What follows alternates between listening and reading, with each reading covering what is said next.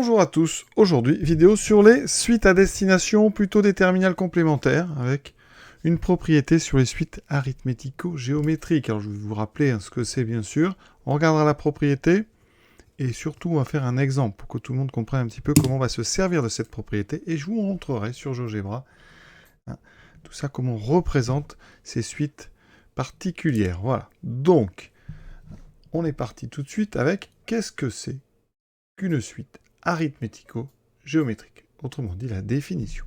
Une suite arithmético-géométrique, c'est une suite dont la relation de récurrence, vous voyez, s'écrit sous la forme, enfin peut s'écrire sous la forme, donc un plus 1 égale A multiplié par un plus B, avec A et B, qui sont deux nombres, deux réels. Alors exemple, celui qu'on va faire un peu plus loin, vous pouvez prendre par exemple un plus 1 égale 3 fois UN, plus moins 5, on écrira 3 fois UN moins 5. D'autres exemples, UN plus 1 égale 1 demi de UN plus 4. Voilà, tout ça, ce sont des suites arithmético-géométriques. Alors pourquoi elles s'appellent comme ça? Si A donc, est égal à 1, alors, vous remarquez que UN plus 1 est égal à UN plus B. Et là, UN est ce qu'on appelle une suite donc arithmétique de raison B.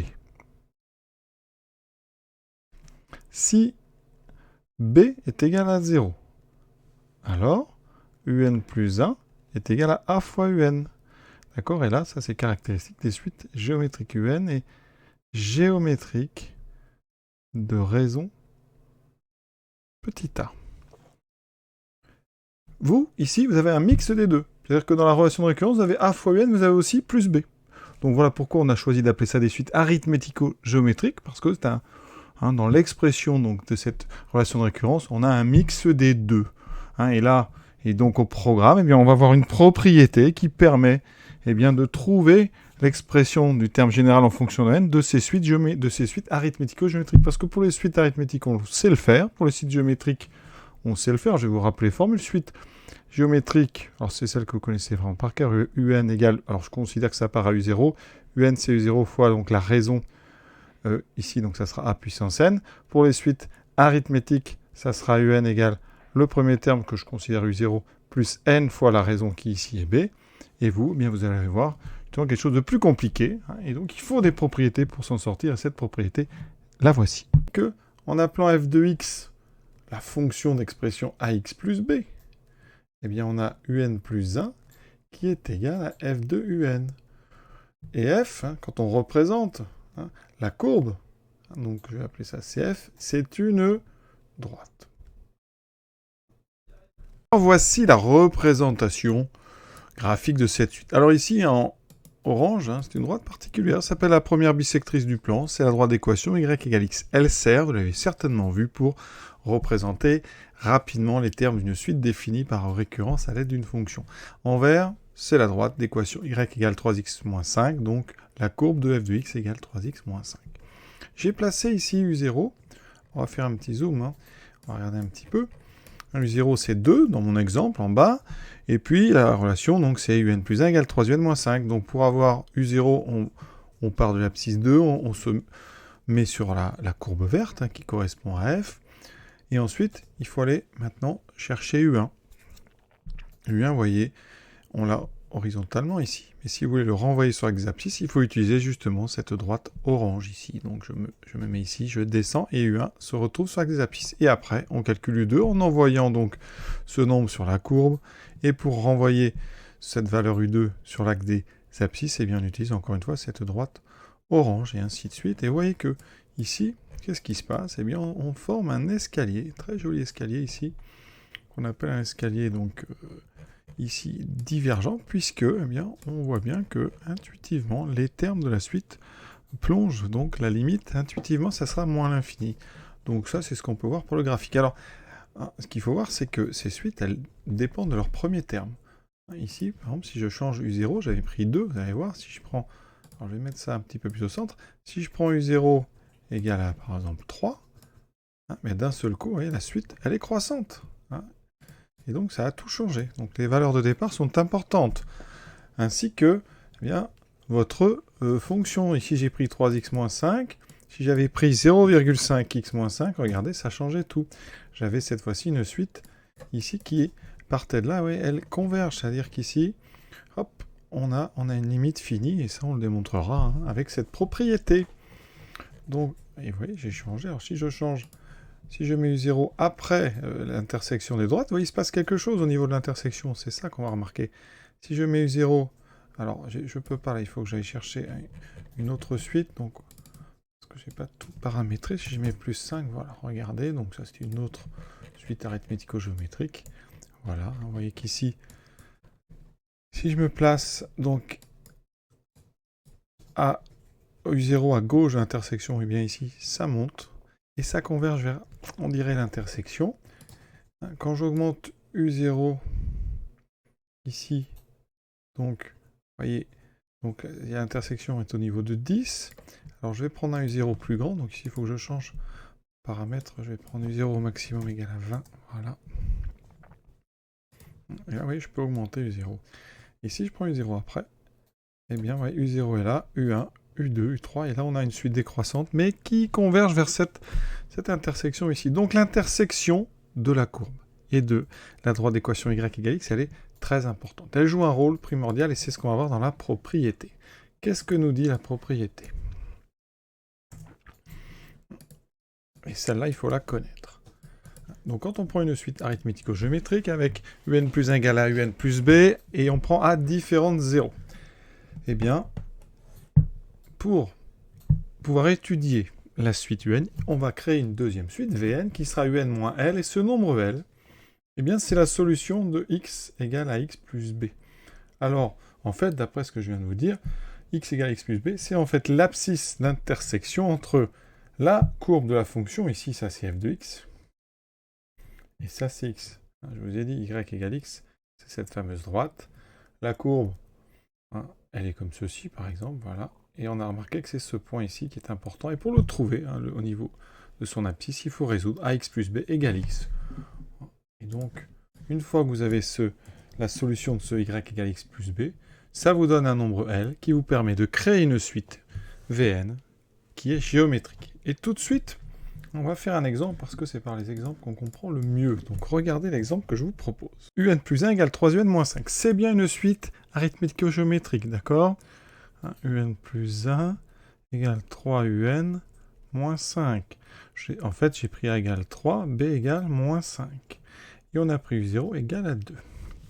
Alors, qu'est-ce que me dit la propriété? Je vais d'abord résoudre. Donc résolvons l'équation x égale 3x moins 5. Donc on met le 3x à gauche par soustraction, ça me fait moins 2x égale moins 5. On divise par moins 2, x égale 5 demi. Pour ceux qui aiment apprendre des formules, hein, ici, le nombre qu'on cherche, on va l'appeler L, ça sera b sur 1 moins a. Regardez, b c'est moins 5 sur 1 moins a sur 1 moins 3. C'est bien moins 5 sur moins 2, c'est bien 5 demi. Donc ici, on a trouvé cette fameuse valeur L. Et donc, on introduit, hein, on considère la suite Vn qui est un moins 5 demi. Et ça, quel que soit n appartenant à grand N. Et regardez, je vais vous prouver que cette suite, elle est géométrique. Comment on fait ça? Eh bien, regardez, j'écris en fait. J'ai montré que 5 demi, c'est solution de x égale 3x moins 5. D'accord? Donc ça veut dire qu'ici, hein, L est donc égal à 3L moins 5. Donc là, je vais mettre L égale 3L moins 5. Je vais vous montrer hein, qu'elle est géométrique cette suite. Alors, on va faire le classique, puis après je vous montrerai encore mieux. Hein, Vn plus 1, d'après la définition de Vn, c'est un plus 1 moins 5 demi. Un plus 1, vous savez que c'est 3un moins 5. Donc ici, à la place de un plus 1, je mets 3un moins 5 demi. J'obtiens 3un moins 5 demi. Ça fait combien ça? On met tout sur 2, ça fait 10 moins, ça fait moins 15 demi. Voilà. Et on va factoriser par ici 3. 3un moins 15 factorisé par 3, ça fait 5, moins 5 demi. Vous voyez qu'entre parenthèses, c'est reconstitué en fait Vn. Donc je trouve 3 fois Vn. Qu'est-ce qu'on vient de montrer? Eh bien que Vn plus 1, hein, c'est 3 fois Vn. Donc, quel que soit n appartenant à grand N, Vn plus 1 égale à 3 fois Vn. Ça veut dire ça, que la suite Vn, elle est géométrique de raison 3. D'accord? Alors à quoi ça sert d'avoir ça? On va quand même faire, et après on va revenir sur la démonstration de la propriété. On connaît les expressions des suites géométriques. Vn est géométrique de raison 3. Ça veut dire que, quel que soit n appartenant à grand N, Vn, c'est V0 multiplié par la raison à puissance n. Donc 3 puissance n. D'accord? Ça, qu'est-ce qu'on en fait? On le met dans la formule. Ici, alors, on sait que Vn, c'est un moins 5 demi. Donc, ça veut dire que un, c'est Vn plus 5 demi. Si on met ces deux choses-là ensemble, conclusion, bien un, c'est donc V0 fois 3 puissance n. Alors, je vais quand même calculer V0 rapidement. V0, d'après la relation, c'est donc U0 moins 5 demi. J'ai choisi U0 égale 2. 2 moins 5 demi. 4 demi moins 5 demi, ça fait moins 1 demi. Donc ici, je trouve un égale V0, donc moins 1 demi fois 3 puissance n plus 5 demi. Et c'est voilà, la formule pour tout n, elle est valable. Voilà, et ça, donc, pour tout n appartenant à n. Vous voyez qu'on a trouvé ce qu'on appelle le terme général de n, la formule qui donne un en fonction de n. Et ça uniquement grâce à l'aspect géométrique de cette suite Vn. Ensuite, avec cette formule, vous pouvez voir, à cause du moins 1 demi, la suite est décroissante. Ici, à cause du moins 1 demi, oui, la suite est donc décroissante. On va aller la revoir, cette suite. Et sa limite, à cause du 3 puissance n, ça va être moins l'infini. Donc, on retourne rapidement voir sur GeoGebra. Vous voyez, on avait bien ici cette décroissance, par cet escalier qui descend, et on sent bien que ça va aller vers moins l'infini. Ça, c'est des conjectures qu'on démontrera par le calcul. Voilà. Donc, voilà comment on va se servir de cette propriété. Maintenant, comment on peut la démontrer de façon générale? C'est très simple. Regarde, on écrit la relation qui caractérise un. Donc, un plus 1 égale AUN plus B.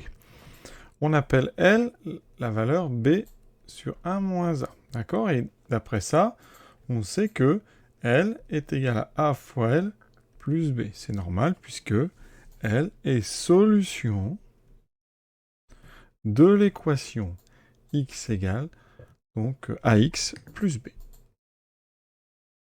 Donc si on remplace x par L, ça fonctionne. Et je vais écrire sous cette ici, relation de récurrence, je vais écrire la même chose. L égale A fois L plus B. Et on va faire la soustraction des deux lignes.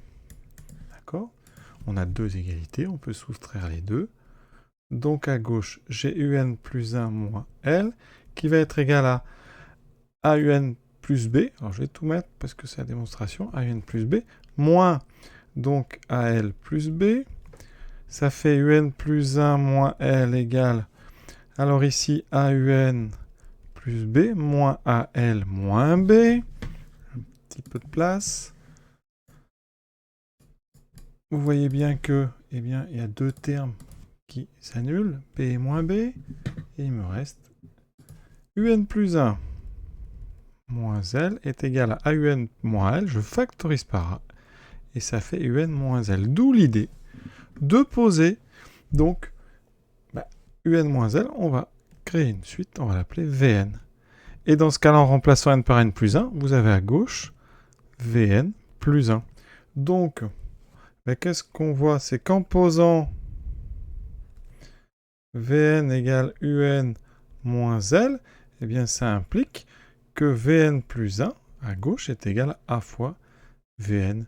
Et donc ça implique que Vn est géométrique de raison petite i. Ouais, et donc ça c'est le cas général. Alors ça marche évidemment si L existe, et donc il faut que A soit différente de 1. C'est pour ça que dans la propriété, vous avez ici la nécessité que A soit différent de 1. Et donc après, eh bien, dès que vous avez comme ça une suite arithmético-géométrique, vous trouvez la valeur telle que L égale à L plus B, et ça vous permet de trouver l'expression de Vn, cette suite géométrique qui va nous servir à trouver l'expression de n en fonction de n. Parce qu'après, comme Vn est géométrique, Vn, son expression, c'est V0 fois A puissance n. A, c'est la raison. Et donc, comme Vn, c'est un moins L ici, vous en déduisez que UN, c'est Vn plus L. Conclusion, UN, ça sera égal à V0 fois A puissance N plus L. Et ça, quel que soit N appartenant à N. Et comme ça, on a tout de suite, vous voyez, l'expression de UN en fonction de N. Dans la pratique de terminale, on fera toujours en quelques étapes. On ne va pas apprendre la formule définitive, enfin finale, on va juste apprendre comment trouver le nombre L. Et ensuite, on pourra appliquer la propriété, hein, d'accord, mais on essaiera de démontrer un maximum de choses parce que c'est pas très difficile quand même. Donc, c'est toujours un peu embêtant d'apprendre trop de choses, trop de formules, parce qu'après on va les oublier. Donc c'est bien de comprendre la façon dont se gèrent les choses, hein, plutôt que d'apprendre par cœur des formules que vous allez très vite oublier. Voilà, on va s'arrêter là et on fera des exemples bien sûr de cette propriété. Je vous souhaite une bonne fin de journée, à très bientôt.